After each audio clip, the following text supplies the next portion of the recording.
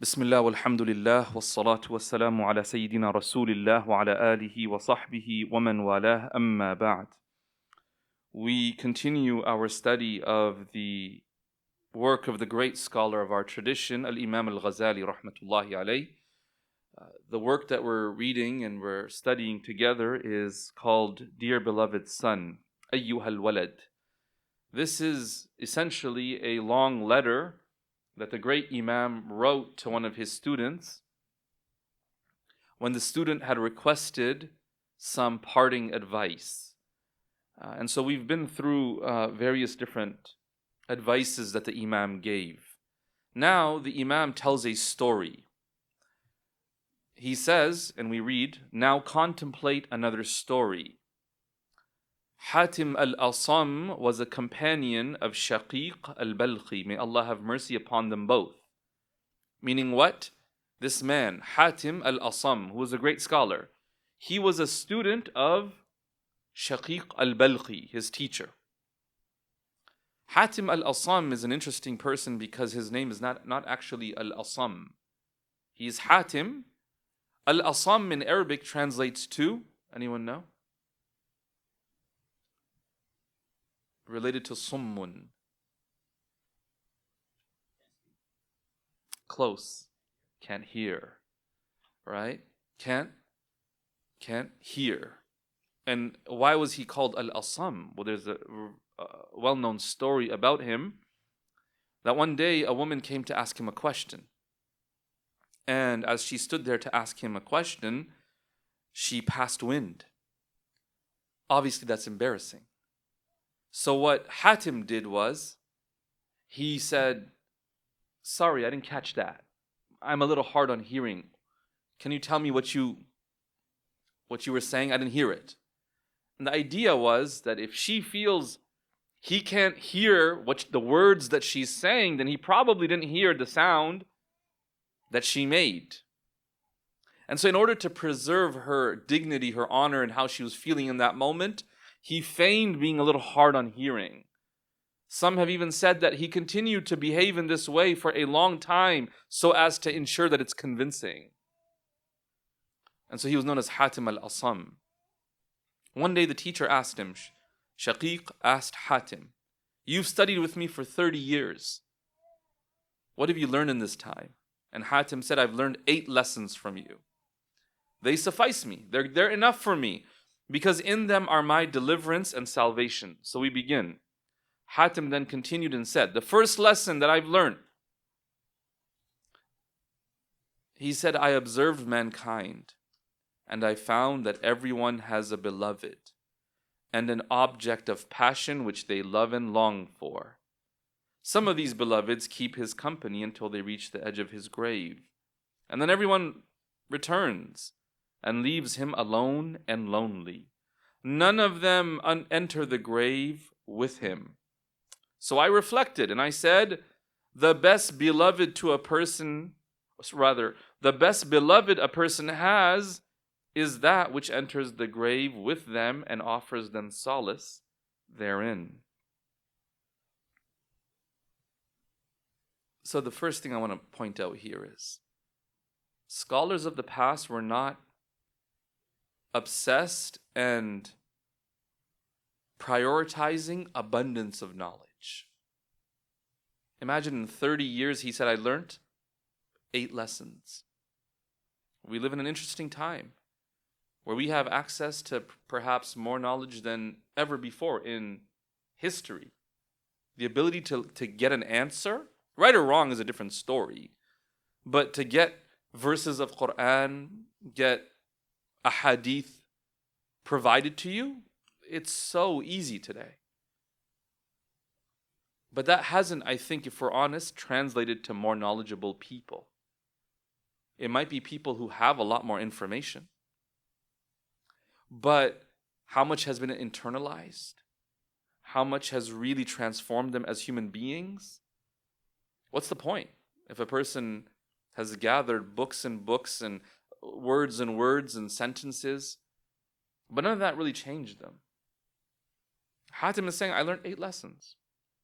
And he says, those 8 lessons were profound enough and transformative enough that they're sufficient for me, he said. I mean, that's the key, is let us really go back to the foundations and learn them well, not just in terms of being able to say them or theorize about them, but to truly internalize their reality. Let them shape not just our words and our behaviors, but our thoughts and our perspectives. Everything is shaped by those truths that we know. And that lies at the core of why we think we exist. What is the greatest truth about your existence? What are the values you should live your life in accordance to? And I really believe most of us who struggle with trying to kind of square the circle of religion in the modern world that we live in, that struggle exists because we haven't gone back to the foundation and internalized those foundational, fundamental truths. Like, we don't really believe and think about the fact that we're going to die. We all know it, theoretically. We don't live like it at all. Because if you did, let's just be real, life would look so different. If you lived with a real acute awareness of the fact that you can die. You know, one of our close community members last week, right? Their relative passed away. She was 18. May Allah have mercy on her soul. 18, yo. Some of us are like double 18, yeah? No, I'm serious. Right? We're double that. What guarantee do we have? SubhanAllah. So there's so many truths that we don't come back to. We don't come back to the truth that we're going to get old. The world will move on. If you have kids, if God's given you kids, they'll move on. They'll get married and have their own families. Then what do you have to do with your life? And what value can you offer the world or the people around you? What meaning and purpose do you derive in life? He said, so really going back to those foundational things, because we get distracted so easily. The second point I want to reflect on here is, look at the methodology of Hatim here. First, he says, I observed mankind. Meaning what? He started paying attention to people. Right? That's what he said. He said, I observed mankind. I watched people. And I realized everybody has something that is extremely valuable and beloved to them. Something that they long for, that they sacrifice for, they put all their efforts into. Everyone has something. Little kids have toys, isn't it? They'll take that toy, they'll put it in the corner, they won't let no one touch it. Right? As you get older, then what? Then you get a car. Now you clean your car every single week, right? Because it's like so important. A scratch on the car is like the end of the world at that age, because that's everything. And as you get older, you keep finding new things to put everything into. Eventually, it becomes a person. You put everything into this person. And that's not a healthy approach. Put everything into one person. No. Did we talk about it last week? I think we did, where my teacher would say, love whomsoever you want, but don't give your heart to anybody. Don't unconditionally just give all of yourself to someone. No. Your highest priority has to be Allah. Has to be. Because like he said, whatever it is that you love in life will keep your company until, what's the latest they can stay with you? The latest. Till the edge of the grave. Even at that moment, a husband buries a wife or a wife buries a husband. The parent buries the child or the child buries the parent. Nobody gets to stay in the grave with us. Hatim said, I realized this. I realized nobody comes with me into the grave. Everyone has to stay alone and lonely. So I thought about, if no human gets to come with me into the grave, none of my possessions come with me into the grave, what does come? Because whatever comes with me in the grave has to be the most valuable thing. Because it will provide me the support and help I need when no one else can. Right? The Prophet ﷺ told us this in a hadith, that يَتْبَعُ الْمَيِّتَ ثَلَاثَةٌ. 3 things will follow a person when they pass away. فَيَرْجِعُ اثْنَانِ. 2 things will come back from the funeral. وَيَبْقَى وَاحِدٌ. And 1 will remain. That يَرْجِعُ أَهْلُهُ وَمَالُهُ. This person's family, their wealth will come back. وَيَبْقَى عَمَلُهُ. This person's actions will stay there. So Hatim said, I realized that it was my deeds that would be accompanying me into the grave. And so after observing that everyone is chasing after other things that don't help them in the grave, I reflected and said, what would help me in the grave? And then I started to live my life in a way where I ensured I had enough deeds to support me in the grave. That's the whole methodology. Notice what's happening around you. David Foster Wallace, he said, the most obvious things in life can be the hardest to see and talk about. Why? The most obvious things in life can be the hardest to see and the hardest to talk about. Why? Anyone? If they're so obvious, why is it so difficult? Any ideas?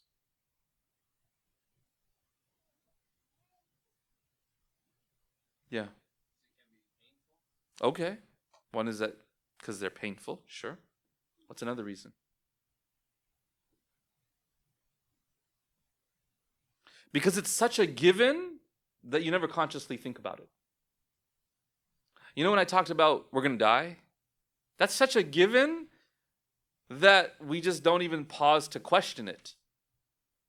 The idea of questioning it is not to say, is it true? It's more to say, it is true, but have I accepted its truth?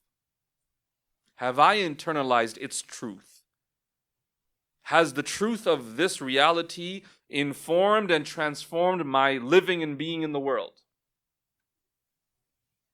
And maybe we don't want to do that because it's painful, like you mentioned. And so, start to notice what it is that people love. Well, how do you know what you love? How do you know what you love? It's not what you say you love. You know that much, right? Because we can lie to ourselves. We can say we love something, but when our actions don't align, it's a lie. What's a much better indication of what we love? Yeah? Intentions, sure. Attentions, right? Even that's hard to notice though, because it takes a lot of self-awareness. What's a more tangible way to identify what you love? Yeah. Beautiful. What you spend your time on. Absolutely. And in Arabic there's a saying, "Man ahabba shay'an akthara dhikrahu." The one who loves something will talk about it often. What do we talk about? Seriously, what are our conversations about? That's what you love. You can't lie about that. All right? What is it that you enjoy? If you have the choice, where would you take the conversation? Would it be politics? Would it be the economy? Would it be sports? Would it be fashion? Would it be gossip about, celebrities? What would it be about? Because that's what you love. Man ahabba shay'an akthara dhikrahu. They'll talk about it all the time. It's like every conversation becomes about that. You know what's another way to do it? Because if you're talking about it all the time, you're probably searching about it. Check your algorithm.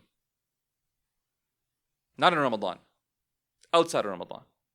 Right? Because some of y'all are like, well, in Ramadan, I get a lot of Quran. Okay. Outside of Ramadan, check your algorithm. What's it pumping to you? It's like a mirror, the echo chamber. All right? What is it that you're putting into it that is echoing back to you? It's painful, isn't it? Sometimes to look at that and go, wow, this is who the algorithm sees me to be. Now, in your head, you might be someone different. But hey, right? What do you talk about? Observe, then reflect. See, what Hatim did was he reflected. He thought about, okay, I see what everyone's doing. I see what I'm doing. I see what other people are doing. Okay, let me reflect on and think about what's actually the best way to be in the world. Many of us don't do this step. We might notice what everyone's doing, but we don't pause and say, maybe we could do it differently. Maybe just because this is what everyone does doesn't make it the right thing to do or the ideal thing to do. And that's a really important point. Because the people around us are always doing different things. They're like being programmed. They're conditioned. I don't know if I ever talked to you guys about what's called mimetic desire. I think I might have. Mimetic desire is the idea that we desire things because others desire it around us.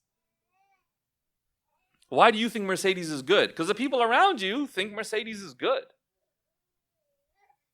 Why do you spend that much money on Vela hijabs? It's because the world around you believes that that's a great hijab. Just being real with you. That's mimetic desire. You value it not because you truly know its value. It's because the world around you has convinced you that it's valuable. Does that make sense? So to reflect and be honest, wait, why do I do what I do? Why do I like what I like? Why am I investing so much time into this? It's a painful reality to get to a point where you acknowledge, wow, this whole time,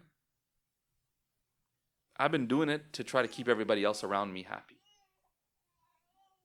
And I'll say it today. I don't know how many of you will truly take what I'm about to say, but maybe down the line at some point this will come back, and I hope it doesn't come back. I hope it'll land today. That is a painful moment in life. You get to a certain point, you do so much, you get there and you go, wow, everything that I've been doing, or the vast majority of what I've been doing, if I'm being completely honest, I've been doing it to make the people around me happy, to make them like me, to win their approval, to win their admiration. And you get to a point where you acknowledge, it hasn't served me well. It hasn't served me well. Because deep down, we're not satisfied. I say it's a painful one because at that moment, you realize there's a lot of changes that need to be made. And the thing is, the longer you go down that path, the longer the way back is. A lot of things that you can't undo. There's a lot of things you can't undo in life. Right? You going to pick a partner in life? Who are you going to pick? What if you pick them for the wrong reasons? Before having really thought about what you want, what's important to you. Deep down, what was important to you was keeping Allah happy, but because everybody around you was talking about a different standard, you use a different standard. Trusting that inshallah, whatever standard they're feeding me will work. So now you married for the wrong reasons, and then 2-3 years in, you're still trying to make it work on this other standard, and you come to a realization that no, this is not what I want. But now I'm 2-3 years in. Do you understand what I'm trying to say here? The quicker you face the reality of, am I truly living in accordance with what I believe to be true and will serve me in the grave, or am I living to keep people happy? The quicker you can come to this, the less regrets you'll have.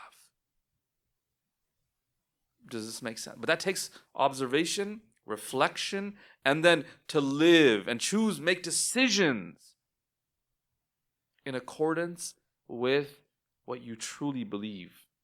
And it's tough. It's not easy. Why? Because the people around you will say things like, it's okay. You say, no, but like he or she needs to pray, at least for me to consider them. And they'll be like, no, don't worry about that. You can work on them.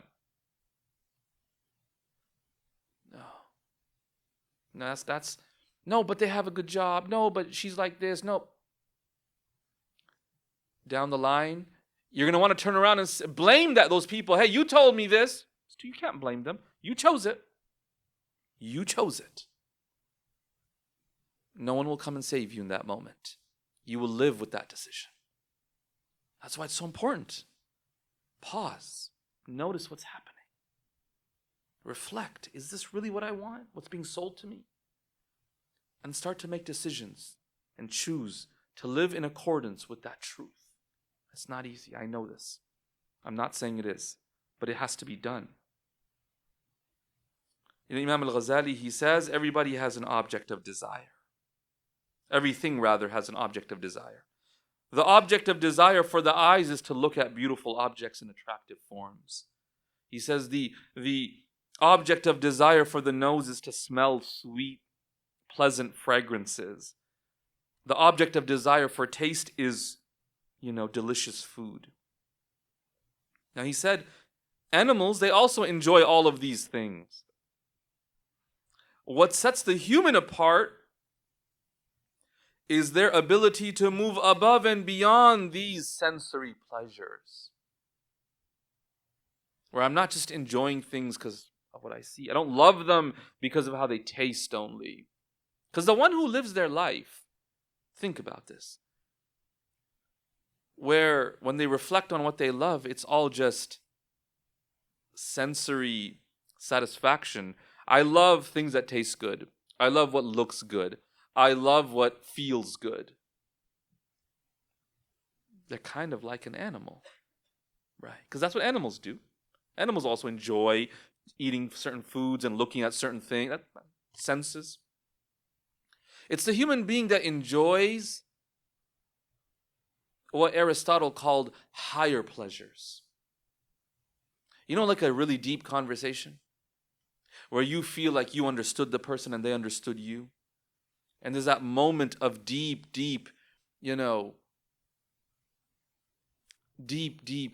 understanding, which for a brief moment takes you out of your existential loneliness. That's unique to the human being. The idea that a human being makes a decision. And according to every metric, there was a bad decision. Man, why would you spend that much money? Why would you travel that far? But you did all of that to make Allah happy. From a financial and secular lens, Umrah makes no sense. Right? Umrah, traveling to Mecca, makes no sense. How much money are you making in there? Nothing. I'm spending money. How much are you spending? Here's the amount. Why would you do that? Oh, to go 7 times around this black thing.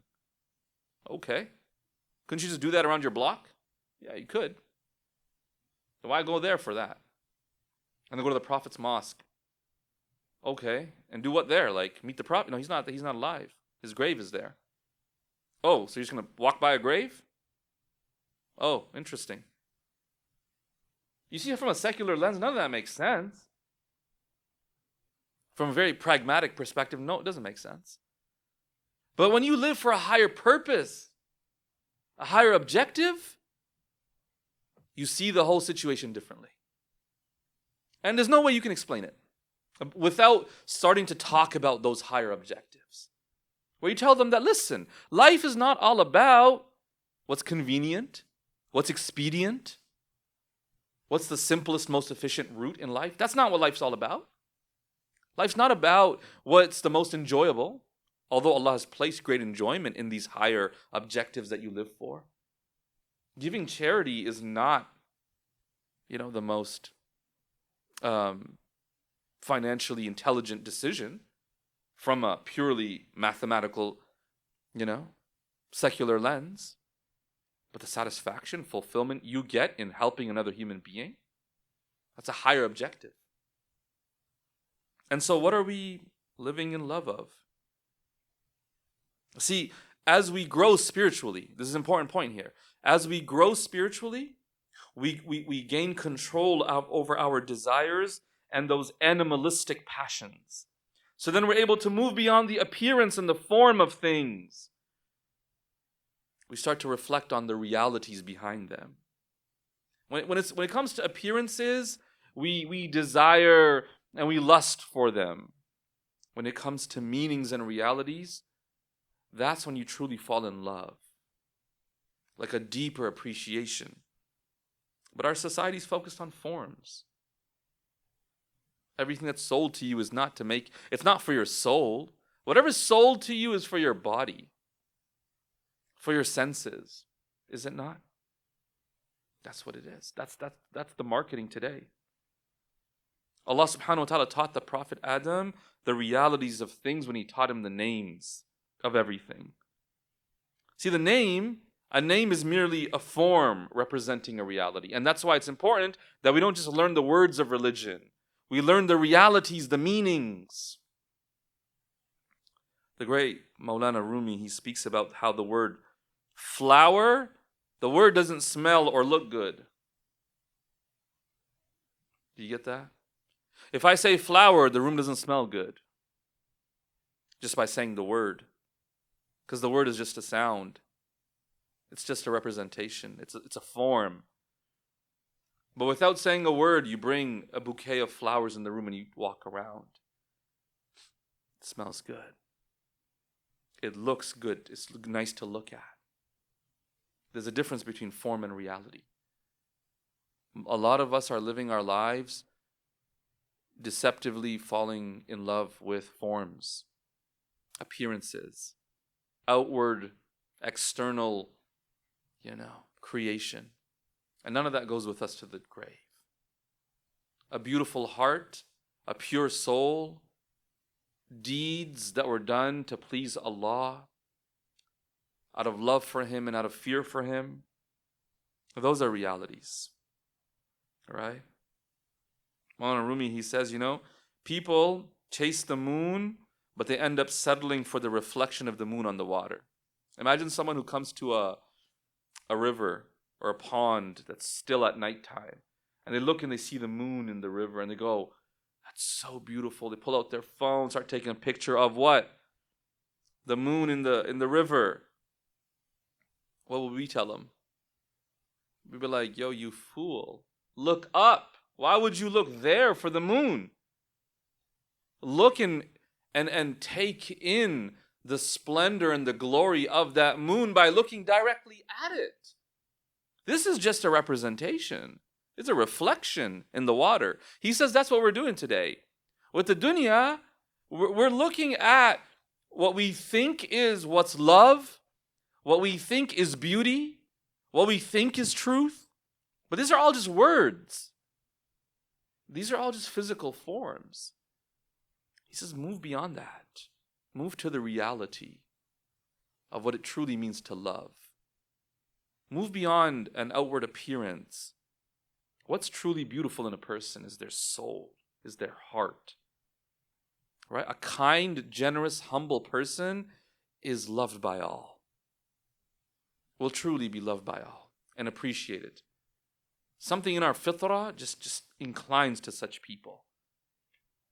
Right? You ever seen videos online where someone just behaves in a way that people in the comments are like, what a pure heart. Right? Just what a pure heart. And people speak so positively. None of them have met this person. But seeing one behavior and the reflection of the purity of their heart in that behavior, people go, what an amazing person. Who is this person? We should, this is who we should make famous, right? This is who we should make famous. Oh, this is true beauty.